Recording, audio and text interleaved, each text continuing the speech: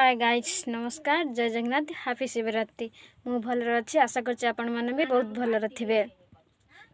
आज शिवरात्रि मो चैनल का आपण माने लाइक कमेंट शेयर और सब्सक्राइब करंतु पाखरे थिया बेल आइकन क्लिक करथें जहाँ द्वारा मन मन वीडियो अपलोड करबा द्वारा आपण मान पाखरे शीघ्र पहुँच जिवो।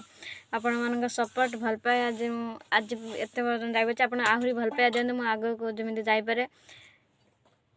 मु भोलानाथ पाखे प्रार्थना करुच्ची 4.5 कोटी ओडिशावासी भल रखु समस्त निष्ठापर सहित समस्ते डाकतु भगवान निश्चित समस्त मनस्कामना पूरण करेंगे।